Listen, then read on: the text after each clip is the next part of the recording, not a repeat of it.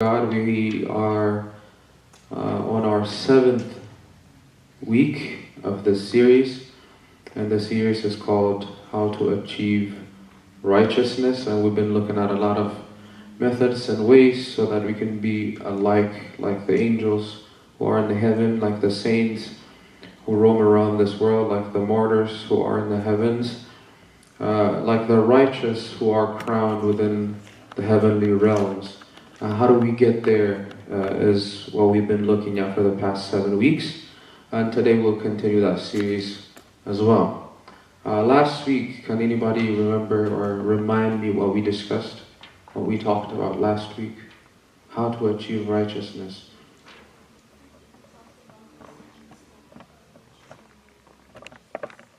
How many steps? The second one. How many steps are there in achieving righteousness? Yes. Not quite. So close. So close. Yes. There are 10 steps that we must take. And we said there are 3 pillars that are that we must achieve before we get through all 10 of them. And we said the very first level that we have to get through is the purification of the flesh, or the purification of the body. And the very first step to purifying our flesh and our body, we said that was what? Does anybody remember? Yes. Sammavi, which means what? Silence. The ability to remain silent to the world and being focused within, being able to hear God, being able to communicate with Him, being able to hear the melodies of the heavens. What is the second level that we started last week? So Sammavi, and then?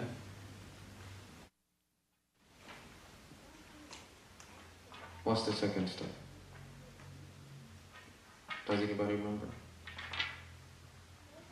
We said it was something here. What is it? Libawi, right? Libawi means it's not necessarily like the heart. It is the heart of the soul as well, not just the heart of the body. That's what we call consciousness.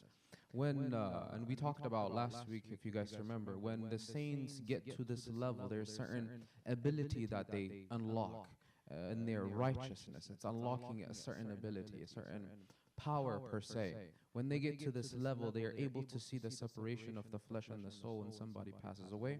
And we said that they are able to see the angels coming up and down, flying from the heavens to this world. And they're able to see the actual battle of the two realms, the spiritual realm and then the physical realm. And they are able to fight and battle the devil himself face to face. And we looked at the great apostle Saint Paul for this, how he said, I fought with a beast in Ephesus. And we spoke, and I made sure I underlined that he was not talking about a beast or an animal, but he was talking about the devil himself. He came face to face with him, and he battled him, and he was able to defeat him.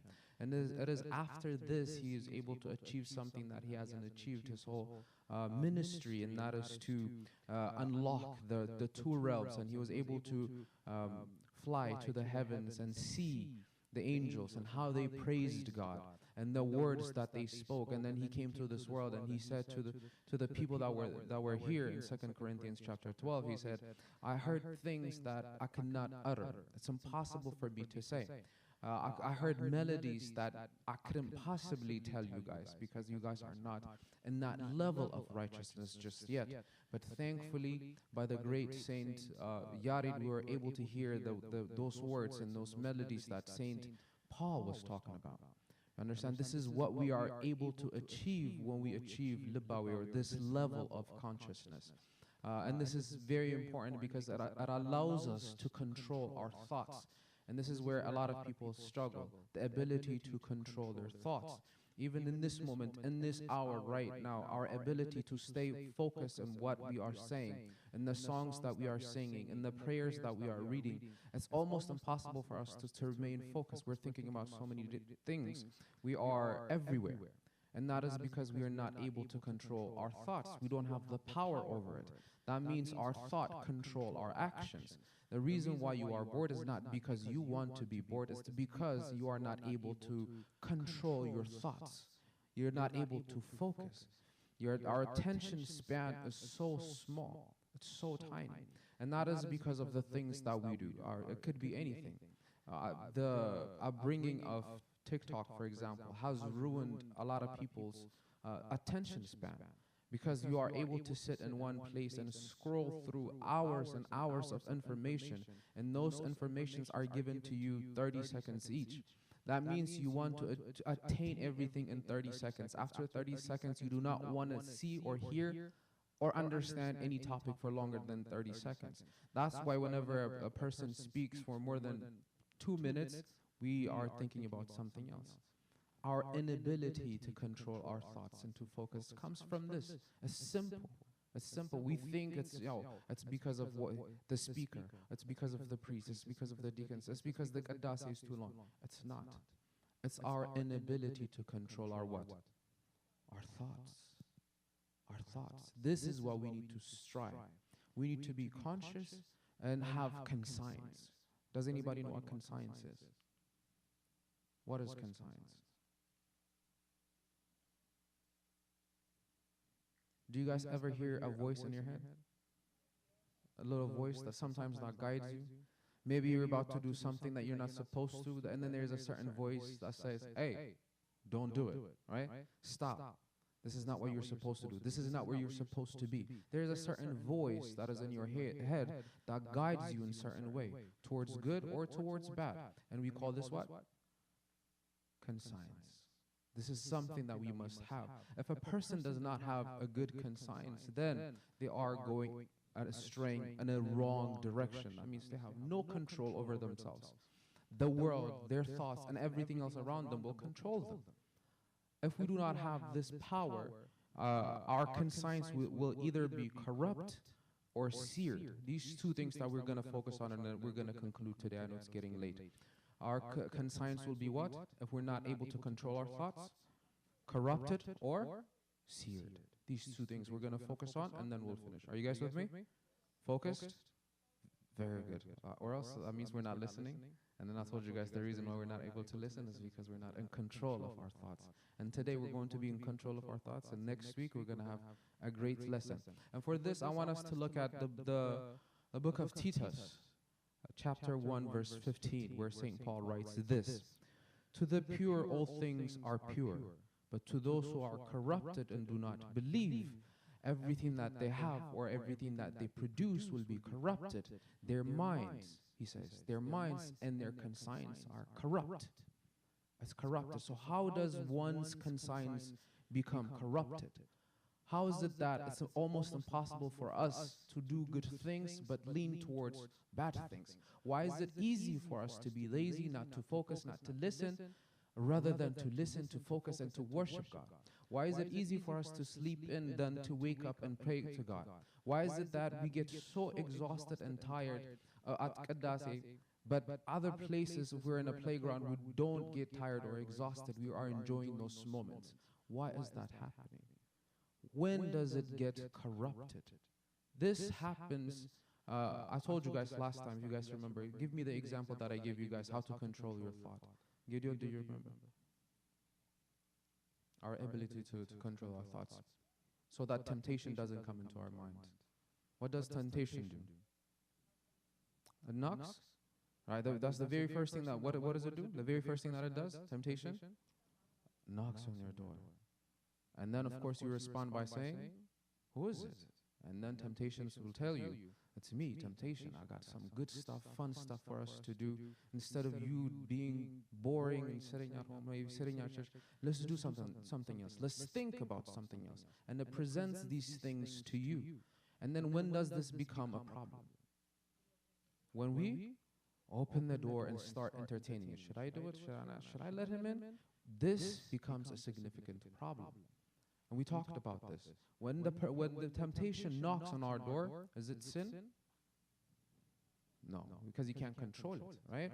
And then when you say, who is it? And then it explains to you, is that sin? Not yet, right? Because you haven't done anything. You haven't acted upon it. You're just something is trying to force in.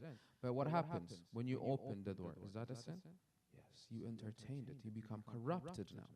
You have let in a certain virus, right? We've seen like vampire movies or something like that. You know how vampires cannot get into people's houses unless they are invited into people's houses? You guys know that, right? This is, well, fantasy, basically, but that's the way it works. Unless you invite them in, vampires cannot come into people's house. This is the theory that they have, right? Right? What happens if they knock on the door? Are they going to come in and hurt you?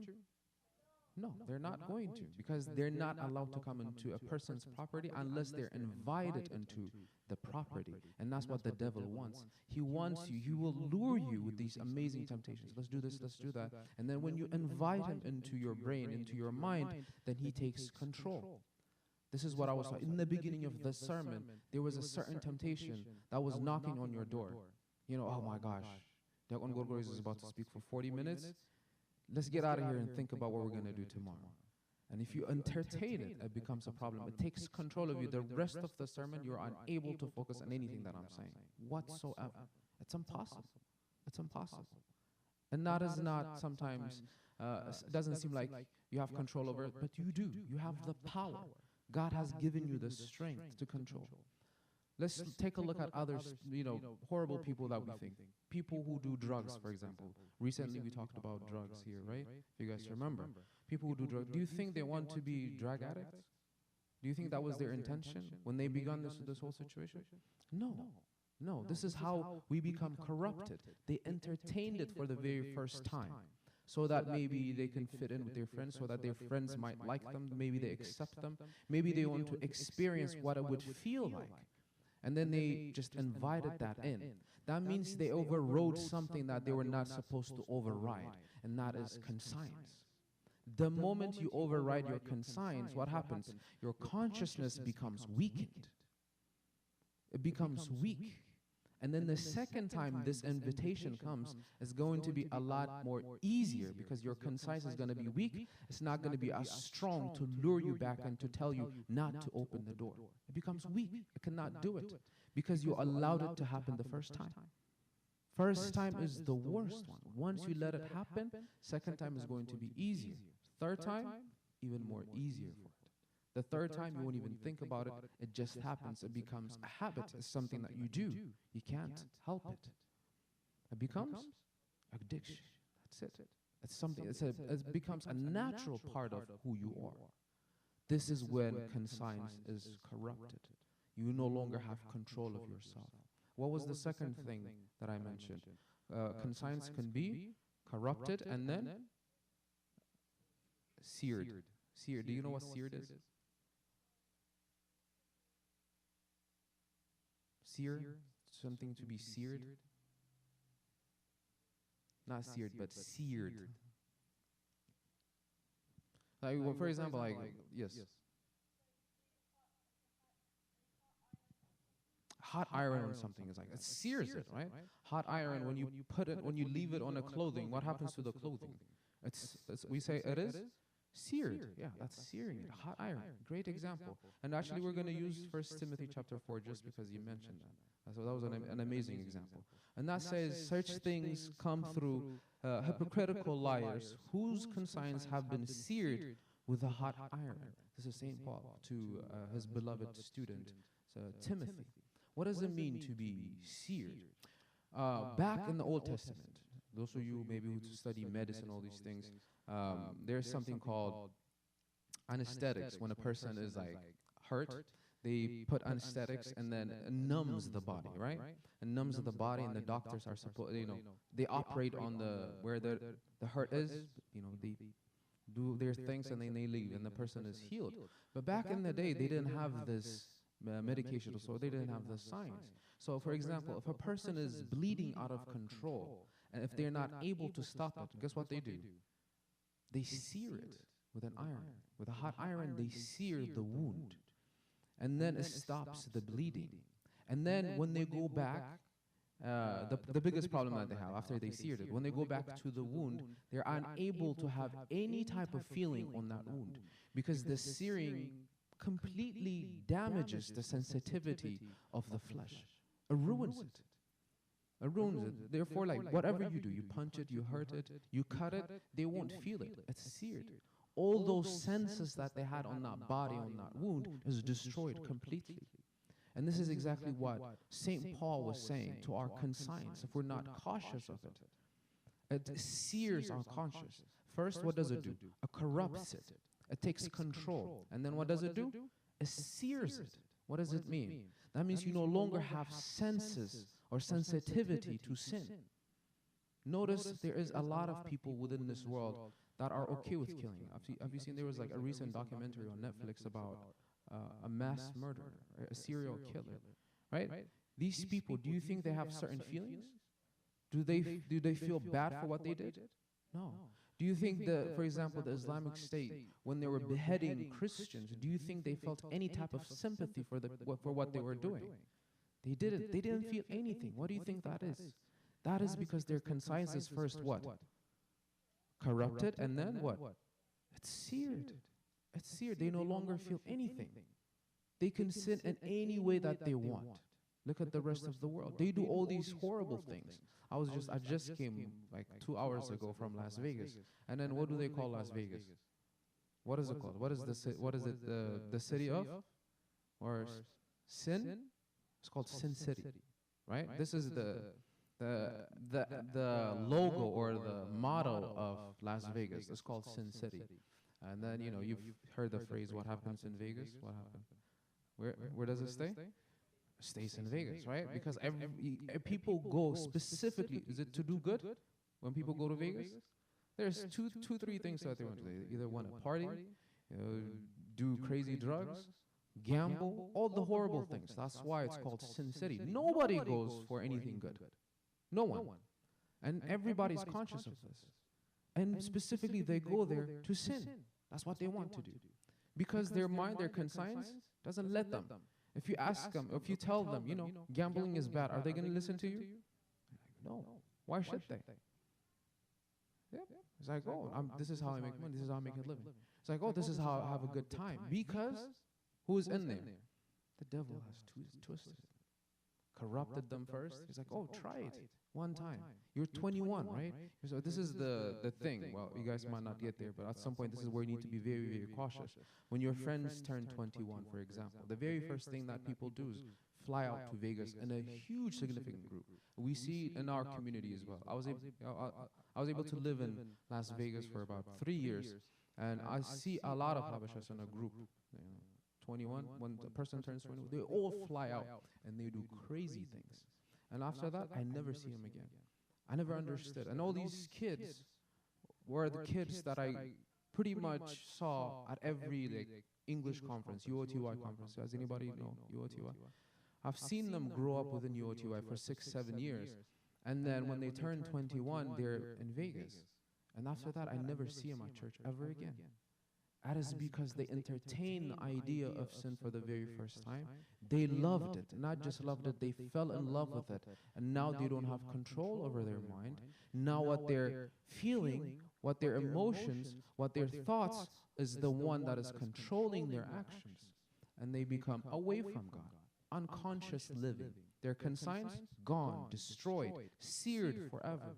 They no longer can be something worthy that the Holy Spirit can dwell upon. And that's a very sad thing. Is that what we want? Is that what we want? No. We want our conscience to be true. We want our conscience to remain strong.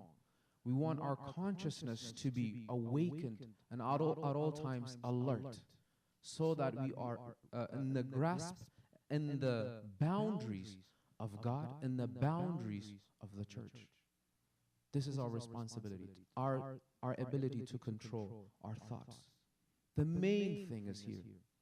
Once you're able to block off temptations and bad thoughts, lying, deceiving, fighting, hating, envy, shrewdness, once you are able to block these off from your thoughts, then you are in control of your consciousness and your conscience. You have the power that St. Paul has. It's not because St. Paul was a different human being. God didn't create him to be different, did he?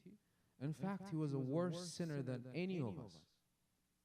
He was used to persecute and wanting to kill Christians. That was his goal. That was his life. That was his dream. He wanted to persecute Christians, kill them all. But God was able to change him in that way. And he was able to be in control of his thoughts. And then look what he was able to achieve. Able to see two realms, the heavens and the earth. And that's exactly where we need to get to. That makes sense? So the very first thing that we talked about is having consciousness helps us to unlock so many different things. And conscience is what allows us and what guides us in the right direction. And we cannot allow the devil to do two things to our conscience. What are those two things? And we'll finish. Corrupt it and then sear it, so that it may not be destroyed. With that, we'll finish. May the blessing of the Father, the glory of the Son, the life of the Holy Spirit, the intercession of our Mother, the Holy Virgin Mary, the helping hands of all the saints and all the angels be with all of us. Amen.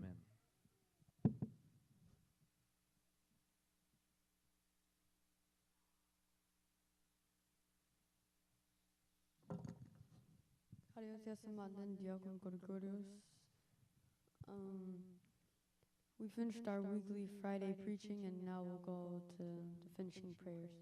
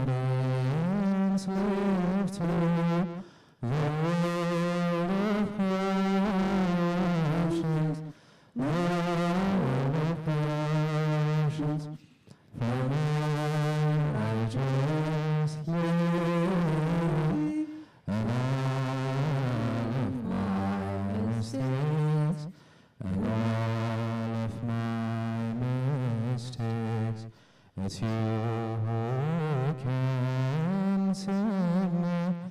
My shackles you break. My shackles you break. I've sinned against you, Lord. Straight far from all your laws. Straight far from all your laws. I will follow you. Within your house, within your house, with my remorseful heart, when I appeal to you, when I appeal to you, your light will shine through me. My soul, my soul, Lord, bless this gathering, preserve our unity, preserve our unity. Send us your blessings too, as we call upon thee, as we call unto thee. Our Heavenly Father, our Lord Jesus Christ, thank you for this day, this evening. Thank you for your holy words. We ask you to bless the rest of the night. We ask you to keep us in the holy church. We all call your name our Father who art in heaven. Thy name, thy kingdom come, thy will be done on earth as it is in heaven. Give us this day our daily bread, and forgive us our trespasses, as we forgive those who trespass against us. And lead us not into temptation, but deliver us and rescue us from all evil. For yours is the kingdom, the power, and the glory forever. Amen. By the salutation of the angel Saint Gabriel, O my Lady, may I salute. Thou art virgin in thought and virgin in body, the mother of God Sabaoth, the Lord of hosts. Salutations to you. Blessed art thou among women, and blessed is the fruit of your womb. Rejoice thou who is full of grace, for the Lord God is with you. Beseech you and pray for our mercy to your beloved Son, Jesus Christ, that he may forgive us our sins. Amen. The Son, the Son of the Father, the life of the Son, the Holy Spirit, is upon us. Amen.